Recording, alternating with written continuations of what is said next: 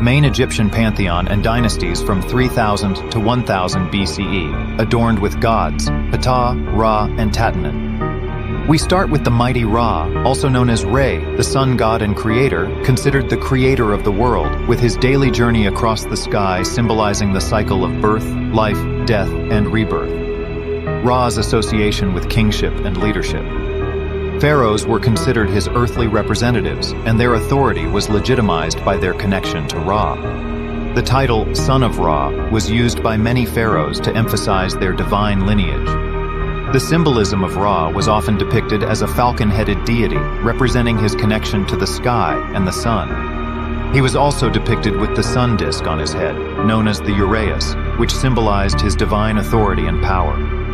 His nighttime journey through the underworld, his daily rebirth, represented the eternal struggle between light and darkness, order and chaos. The Ra's cycle of rising and setting sun was marked by daily rituals and ceremonies. Ra was often syncretized with other deities, resulting in composite gods like Amun-Ra, which combined his solar attributes with those of Amun, another powerful deity. Ptah held a unique role as a creator god. He was believed to have conceived the universe and all living beings through his divine thoughts and words. His creative power extended to crafting and shaping the world and its inhabitants. Ptah was often depicted holding the Ankh, a symbol of life, and the Waz, a symbol of power and dominion. Ptah's creative act of envisioning and speaking the world into existence aligned with Egyptian beliefs about the power of words and thoughts. His role in creation was seen as essential for maintaining the order and harmony of the cosmos. Ptah's importance in ancient Egyptian mythology lies in his role as a creator god. Divine craftsmanship and rebirth made him a central figure in religious rituals, cultural expressions, and the worldview of ancient Egypt. Tatanen was often depicted as a personification of the primeval mound that emerged from the waters of chaos at the beginning of creation. This mound represented the first solid land and the foundation upon which the world was built. As a result, Tatanen was closely linked to the act of creation itself. Tatanen was typically represented as a human figure, wearing the white crown of Upper Egypt, symbolizing his association with the southern region of the country. Tatanen myths of creation emphasize the divine order that emerged from chaos. Tatanen's importance lies in his role as a creator god and his association with the emergence of solid land from the primordial waters of chaos. Egyptian history covers several important developments and transitions. Early dynastic period, 3100, 2686 BCE. The first unification of Upper and Lower Egypt under King Narmer, the establishment of Memphis as the capital, and the construction of the step pyramid of Djoser in Saqqara. The Old Kingdom, circa 2686 BCE, 2181 BCE, the era of pyramid building, with the Great Pyramid of Giza built for Pharaoh Khufu. We start to see the emergence of solar theology, with Ra the sun god gaining prominence. The Pyramidion stone is circa 2620 to 2484 BCE, holds important symbolic meanings to the Pyramidions in ancient Egyptian culture, often associated with the sun, divine energy, and the pharaoh's connection to the gods, and believed to help facilitate the pharaoh's transition from the mortal world to the divine realm, symbolizing the pharaoh's divine connection, ascent to the afterlife, and alignment with cosmic forces.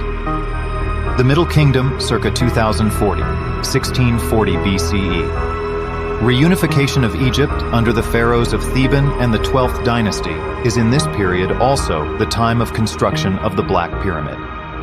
The biblical narrative of Jacob's journey to Egypt, as detailed in the book of Genesis, aligns with the time of the 12th dynasty, circa 1836 to 1689 BCE. This era symbolized the pharaoh's connection to the divine, echoing the prominence of Ra as the king and lord of the world. The New Kingdom, c. of 1550 BCE, 1070 BCE, the period of Egypt's imperial expansion and flourishing culture. The 18th dynasty, reign of notable pharaohs like Hatshepsut, Thutmose III, Amenhotep III, Akhenaten, and Ramses II. The 18th dynasty shows the story of Moses is intricately woven with the 18th dynasty, specifically during the reign of Pharaoh Thutmose III. Egyptian curses become another aspect of cultural mythology. Curses held strong religious and cultural significance in ancient Egypt. The book of Exodus falls in the reign of Ramesses II. Due to the Israelites' lack of faith and disobedience, God decreed that they would wander in the desert for 40 years, a time of testing and purification, during which the older generation that had doubted God's promise passed away. There are many shocking connections between Egypt and Israel, which we will reveal as we move forward. In the timeless tale, Jacob engages in a nocturnal struggle of profound symbolism, grappling with an enigmatic figure until the first light of dawn. The enigma is later unveiled, revealing the celestial nature of this figure as God or an angelic emissary. Yet as the sun ascends, the touch upon Jacob's hip brings forth an injury that fails to sway his determination for a divine benediction. This poignant saga unfolds with the revelation of Jacob's new name, Israel, an appellation that resounds with deep significance. Symbolizing one who wrestles with God, or God strives, Israel's etymology aligns seamlessly with the profound episode that transpired. As the narrative cascades forward, it provokes a profound reevaluation of pivotal episodes enshrined within the house of Jacob, the house of Judah, and their archetypal figures. Venturing beyond conventional readings, the narrative pivots around the departure from the primogeniture covenant, exemplified by Jacob's acquisition of the birthright and Moses' alleged transgressions. These instances catalyst an intricate examination of perceived deviations from divine order. Under the scrutiny, it is posited that Jacob laid the cornerstone of the name Israel during a dream that unfolded at a place he named Peniel. This multi-layered interpretation delves into the significance of the pineal gland and its connection to the Elohim and the fallen angels, encapsulating both mystical and historical allusions. However, the enigma deepens with discernible Egyptian influences woven into the fabric of the narrative. The transformation of the Holy Land's nomenclature from Canaan to Israel introduces inquiries into the authenticity of Israel's establishment, hinting at military maneuvers of grand proportions.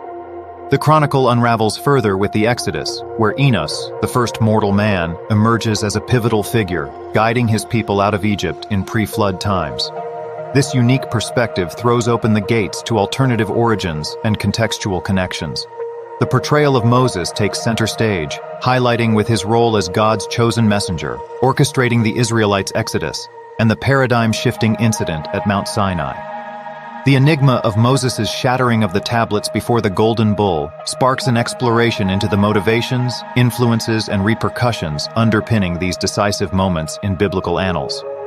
A parallel discourse ensues, with the Ethiopian Bible offering a distinct vantage point. Here, the Book of Moses introduces a narrative where Enos guides his people out of Egypt, bequeathing his name to the land of Canaan. This interpretation dismantles the established framework, inviting a reevaluation of known tenets. In this light, Enos emerges as a guiding light in the Exodus, leading his people to freedom before the flood, casting shadows on conventional beliefs. This thought-provoking interpretation is like keys unlocking hidden chambers in the labyrinthine corridors of history.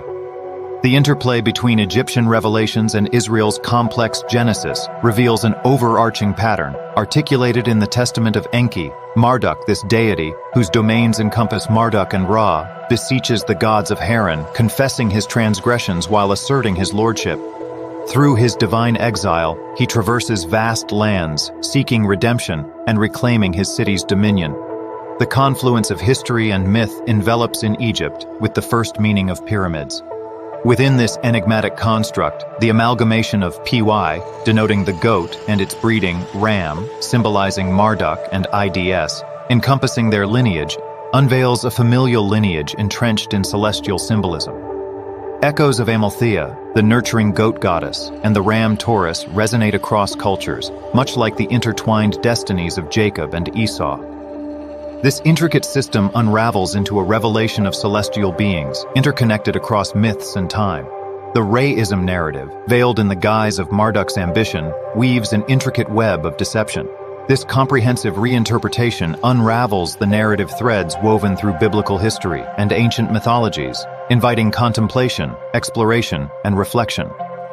At its heart of truth is the narrative of Enos, bridging pre-flood exoduses and celestial realms, encouraging us to traverse deeper to illuminate the world's path forward.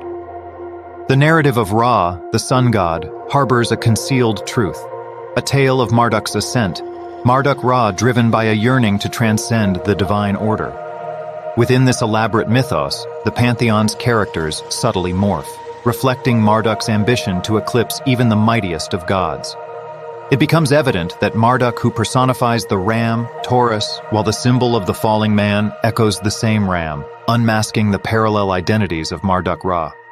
Spanning Sumerians, Egyptians, Greeks, the Indus Valley, Africa, Latin America, North America, and Australia, these mythologies echo the enigmatic narrative of celestial beings within ancient Sumerian lore, shrouded in veils of deceit.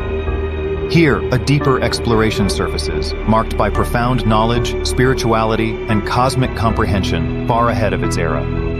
The mysteries buried within Tutankhamun's tomb and the symbolism of two lands beckon us to embark on an expedition into the crypts of antiquity.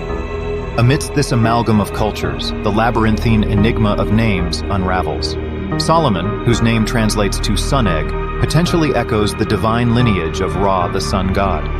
However, the underlying theme remains the same. These civilizations, stemming from the Anunnaki lineage, orchestrated empires, waged wars, and embraced new deities, disrupting the very fabric of human existence. The journey commences with the rise of Marduk, sparking a seismic shift in the celestial hierarchy. Marduk's audacious bid for power awakens discord, with Enlil and his followers perturbed by the tremors of change. The cosmic chessboard witnesses Marduk's emergence as a contender, gathering allies in his pursuit of divine dominion. A pivotal juncture arrives as Marduk's revelation transpires before the Divine Council. Here, Marduk confesses to being Ra, orchestrating a profound defiance against the eternal gods. This cataclysmic act, the Curse of Ra, intertwines with Jacob Israel, spanning the realms of curse and legacy, mired in Egypt's mystique. Yet the name Israel emanates from Jacob's dream, or, as expressed, his pineal gland, diverging from mainstream historical and archaeological assertions. The curse and the blessing interweave, encapsulated within the very name, Wake Up People of the World, Israel, a profound testament to the intricate web of cosmic entanglements. The narrative threads reach back to antiquity, where Egypt and Israel emerge as two lands entwined in pre-flood history. Marduk's ascendancy, through ancient eyes, is a self-constructed belief system, where Ra, Marduk intertwine, shaping destinies and rewriting histories. Within the tapestry, the resonance of meaning, the meaning of ancient words such as the word Izd, with a silent T, a Germanic word from circa 700 AD, the meaning that goes back further, Izd meaning for sin to be and Ra means sun god, and El, the great creator god, reverberates. For sin to be the sun god of the great creator god, I will say it again, is Re-El. Canaan is the Holy Land, not Israel. I will say it one more time, is Ra-El, meaning Israel is Ra-El, and Ra placed a curse on Canaan, and it's in the name. The Pyramid's equal sign, the family of the goat and ram temple is Ra-El, equal sign for sin to be the sun god of the great creator god. Are my people waking up yet? The name Israel emerges as a nexus between Egypt and Israel, a portal connecting sacred lands, echoing a profound spiritual kinship. Israel hiding in plain sight, it's in the name, Is-T, for sin to be Ra the sun god, El of the great creator god, showing the deceit of Marduk-Ra. But this connection transcends mere symbolism. It beckons us to peel back layers of deceit and peer into the hidden wisdom of antiquity, where nations and destinies entwine. The implications of divine consequences emerge, where the story of Jacob's transformation into Israel marks the birth of a legacy. Through these annals, God's wrath unfurls upon the unfaithful, mirrored in the wilderness journey of Moses and Jacob's lineage. An exodus into the wilderness becomes a purification ritual, purging corrupted elements and reclaiming divine favor. Even the revered figure of Moses, a conduit of divine will, is not immune to judgment. Though leading his people towards Canaan, he himself is denied its embrace, affirming that cosmic laws are immutable, transcending human stature. Solomon's enigmatic legacy adds another layer to this narrative, as his sun egg epithet hints at untapped dimensions. However, it remains evident that these figures are but pawns in a cosmic game, enacting fates governed by celestial forces. In delving into these convoluted myths, one encounters a world that extends far beyond the boundaries of history books. It is a realm of interwoven destinies, where celestial beings and humans partake in a dance of power and purpose. As we uncover the truths concealed beneath the sands of time, we are left to contemplate the intricate dance of gods and mortals that continues to shape our understanding of the universe. Etymologically, the nomenclature of Mount Sinai hints at a deeper historical narrative, potentially suggesting a meaning of sinful ruin that lies concealed beneath its surface. The scriptures, revered for their spiritual supernova and historical significance, offer a treasure trove of interpretations that often transcend simple understanding. As dedicated seekers of knowledge, our expedition requires unyielding diligence. While these ancient texts hold invaluable insights into human history and spirituality, their pages are imbued with a blend of historical facts, biblical truths, and speculative elements that may diverge from conventional scholarly expositions. Approaching these intricate subjects demands a critical and evidence-based lens, appreciating the intricate tapestry of ancient history and religious narratives. Within the biblical history, the emergence of Israel is inextricably linked to Jacob, who, in breaking the primogeniture covenant, sowed the seeds of the journey. Yet beneath this surface narrative lies an intriguing revelation.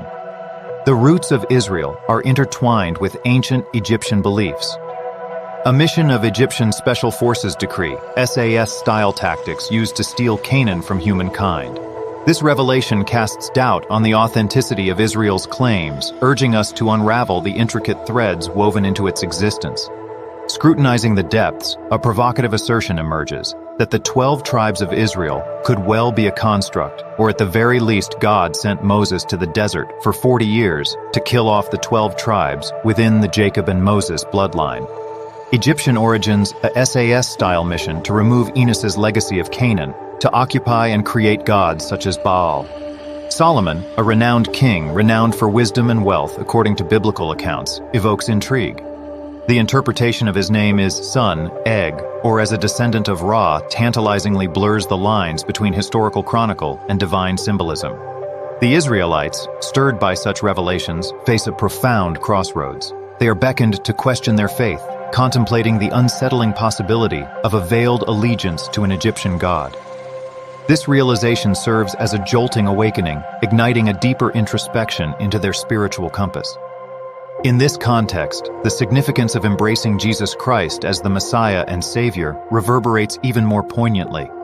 This pivotal choice reverberates with profound consequences for their spiritual journey, leading them towards a path of profound transformation and redemption. Profound truths with light speed they will convey, to save souls, for which I dismay, all religions will hear me. This is not simply about one book within the betrayal of humankind. King Solomon's portrayal takes a compelling turn. Solomon's Testament, whereby Solomon is the summoner of various demons, including the enigmatic ENEPSIGOS, he embarks on a quest for their secrets and knowledge. This arcane pursuit involves intricate rituals, incantations, and the art of drawing magical circles to compel these otherworldly entities into his presence. As we delve into these convoluted narratives, it is clear that the journey goes beyond the surface text, spirituality intertwined, urging us to tread cautiously, as with each step, we unveil deeper layers of insight, bound within the intersections of faith, symbolism, and historical context. ENEPSIGOS, specifically, is said to be a powerful demon associated with hidden knowledge, seduction, and manipulation. The lore surrounding ENEPSIGOS portrays the demon as a shapeshifter and a master of deception, capable of assuming various forms and guises to ensnare the unwary. As with all occult and esoteric traditions, it is essential to approach these stories with critical thinking and an understanding of their historical and cultural contexts. I am ENEPSIGOS, who also have a myriad names. Solomon and I said her, "By what angel art thou frustrated?" But she said to me, "What seekest, what askest thou? I undergo changes like the goddess I am called, and I change again and pass into possession of another shape, and be not desirous therefore to know all that concerns me. But since thou art before me for this much, hearken. I have my abode in the moon, and for that reason I possess 3 forms. At times I am magically invoked by the wise, as Kronos. At other times, in connection with those who bring me down, I come down and appear in another shape. The measure of the element, tudu, is inexplicable and indefinable, and not to be frustrated. I then, changing into these 3 forms, come down and become such as thou seest me. But I am frustrated by the angel Rathaniel, who sits in the 3rd heaven. This then is why I speak to thee. Yonder temple cannot contain me. 1. Megiomene. 2. Perhaps the place or size of the heavenly body. 65. I therefore Solomon prayed to my God, and I invoked the angel of whom ENEPSIGOS spoke to me, and used my seal, and I sealed her with a triple chain, and placed beneath her the fastening of the chain. I used the seal of God, and the Spirit prophesied to me, saying, This is what thou, King Solomon, doest to us. But after a time thy kingdom shall be broken, and again in season this temple shall be riven asunder first, and all Jerusalem shall be undone by the king of the Persians, and Medes, and Chaldeans. And the vessels of this temple, which thou makest, shall be put to servile uses of the gods, and along with them all the jars, in which thou dost shut us up, shall be broken by the hands of men. And then we shall go forth in great power hither and thither, and be disseminated all over the world, and we shall lead astray the inhabited world for a long season, until the Son of God is stretched upon the cross.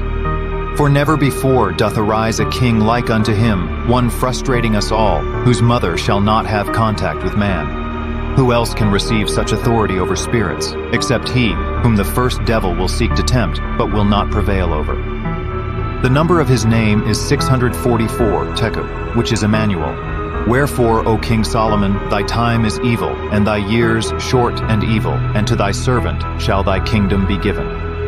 For I conjecture the sense which the word must bear in this context. This prophecy corresponds roughly to the one which Lactantius, Instit and Diver Lib Iv c. 18, quotes from an apocryphal book of Solomon. 66. And I, Solomon, having heard this, glorified God. And though I marveled at the apology of the demons, I did not credit it until it came true. And I did not believe their words. But when they were realized, then I understood, and at my death I wrote this testament to the children of Israel, and gave it to them, so that they might know the powers of the demons and their shapes, and the names of their angels, by which these angels are frustrated. And I glorified the Lord God of Israel, and commanded the spirits to be bound with bonds indissoluble. The accounts of Solomon's interactions with demons, including ENEPSIGOS, are not accepted as historical fact by mainstream religious scholars. It is important to remember that the figure of King Solomon holds diverse interpretations across different religious and cultural traditions. In mainstream religious narratives, Solomon is primarily known for his wisdom. What wisdom in building the first temple in Jerusalem with demons?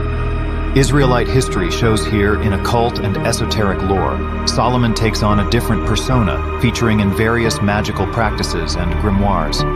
The fallen angels' oath on Mount Hermon illustrates their defiance of God. Their subsequent fall led to their loss of divine power. Demonic influence spread across the globe, culminating in the crucifixion of Jesus Christ under the sway of demonic spirits. However, Christ's resurrection brought light and redemption, offering salvation to humanity. The annihilation and flood creation be that of the demonic realm. While some may attempt to discredit the biblical narrative, it is essential to approach these accounts with a critical eye and open mind. The intertwining of occultism and religious beliefs in history warrants thorough exploration. The very existence of secret societies like Freemasonry, with their esoteric practices and symbols, raises questions about their influence on the world order. We must be diligent in uncovering hidden truths. Our journey persists as we delve into the emergence of a new formidable presence within the Roman Empire, characterized by its cunning grip on power and propensity for devastation. The specter of occultism casts its long shadow, underscoring the imperative to seek truths that transcend conventional narratives. Through the perspective of I Am Tav, enlightenment unfolds, a beacon radiating from your compassionate heart, indomitable spirit, and profound soul.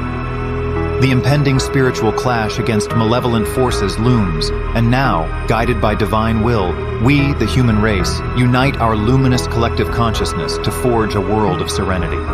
Stay interlinked, dear individuals. I Am Tav beckons you to traverse alongside me, to listen and embark on this shared journey. Spread the word to all within your circles about the transformative essence of I Am Tav, a prism that reframes your perception of time, challenges historical myths, and binds humanity globally. Our collective pursuit is the discovery of peace, love, and benevolence, a requisite arsenal to combat the encroaching, sinister, otherworldly adversaries. An awakening emanating from the realm of light is on the horizon, I implore you to like and subscribe to I Am Tav for further revelations that will undoubtedly leave you astounded.